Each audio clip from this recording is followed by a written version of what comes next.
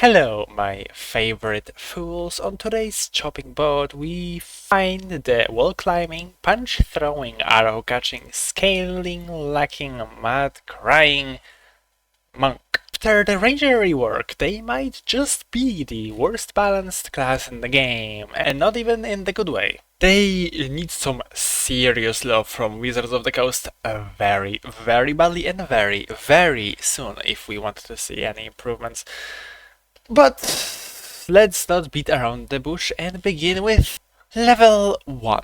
Unarmored defense and martial arts.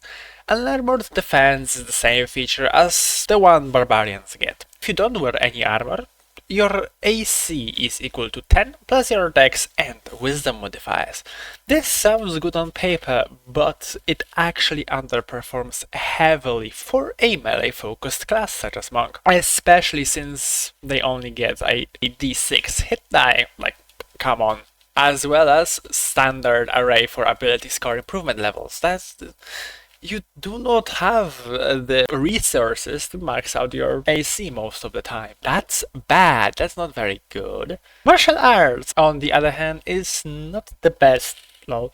You gain some benefits to using your fist and some specific weapons, as you can see on the list that is somewhere here.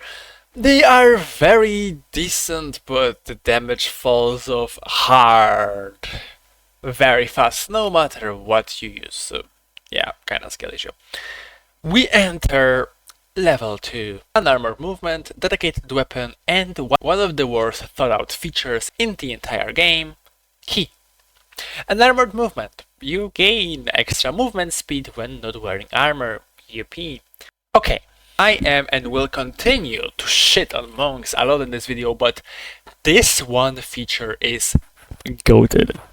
Extra movement speed, no matter how small, how insignificant the increase may seem, should be mandatory for every melee-focused class. It's ridiculous how much it is necessary and how much it's completely and utterly left in the dust for most of them.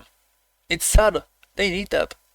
But anyway, dedicated weapon, and please remember that this feature is optional, allows you to pick one weapon as long as it doesn't have heavy or special properties as a monk weapon. Nope, allows shenanigans, why not? And now, the star of the show, key. The number of key points you have available is equal to your monk level. This is already atrocious, but I'll get to that in a second. And they recharge on a short or long rest, not the worst, not the worst. You can use your key, at least baseline, to do 1 flurry of blows. You can make 2 attacks as a bonus action, costs a single key point. Patient defense, you can use a dodge action as a bonus action, again costs a single key point. And 3 step of the wind, you can use a disengage or dash action as a bonus action. And your movement speed is doubled for the turn, again 1 more key point. This, especially in early levels, is kinda balances out later, but let's be honest, what campaigns last past level 10 will deplete your key stockpiles so fast it's not funny, and we don't even have the access to the true key sync ability yet.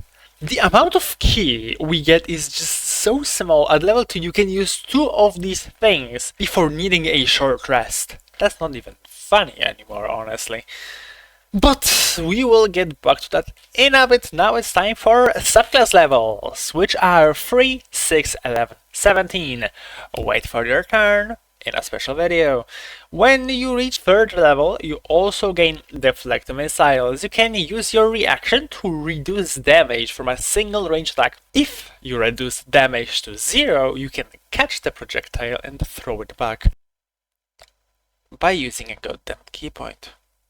Why does everything need to use key points, please? They get so few. Let them catch a break. And also key fueled attacks. Again, this one is optional. If you use key during your turn, you can make an unarmed attack with your bonus action. Woo. And then, ability improvement level Standard Array. Why is it Standard Array? This class needs extra points more than Fighter and Rogue combined. Wizards, please. For the level, you also get Slow Fall. You can use your reaction to reduce fall damage by 5 times your monk level. It doesn't use any key points. Let's go. Another optional feature makes itself known. Quickened Healing. You can, as an action, roll 1 martial arts die to regain that number of hit points, plus your proficiency bonus. You also need to spend 2 key points, that's half of your total at this point, I will remind you. Who in their right mind would use this? Like, ever? This is so bad.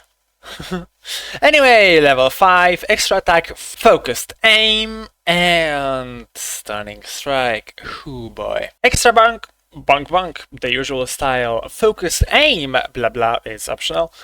This feature is baffling, if I'm going to be honest. You can spend 1, 2, 3 key points to increase the total of your hit roll by 2 per key points spent. You could just use Flurry of Blows for 2 attacks for the cost of a single key point, or literally anything else other than this.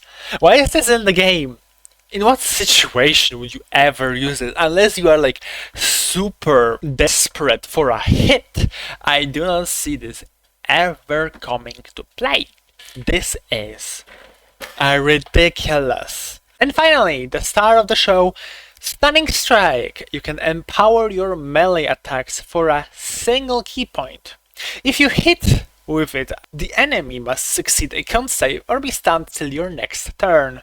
There isn't even a limit on how many times per turn you can use it. Pretty busted, right? Wrong. Kinda. See, this is literally the only good feature of Monk. But it also requires the worst save to impose on enemies in the entire game. So, be prepared to waste 5 key points trying to stun a single dude. Such a swinging ability shouldn't be the backbone of a whole class.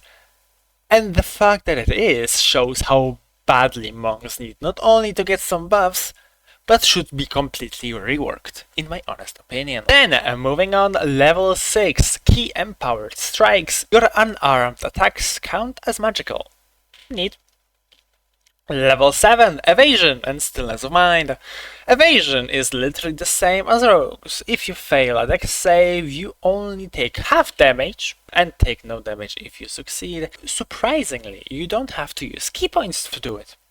Shock and disbelief, for real. Stillness of Mind just allows you to end a charm or similar effect that is affecting you as an action. Situation, but extremely useful. You do not want to be charmed, ever. Then, level 10, Purity of Body. You gain immunity to poison and disease. Wow, such a great 10th level feature. Wizards get 4th level spells in a level. Where is the balance? Level 13, Tongue of Sun and Moon. You understand all spoken language, and whatever you're saying is auto-translated to whoever is listening. I need a roleplay feature, but where is the rest of the level? Come on, it's level 13, there has to be something more, right? Right? Oh my.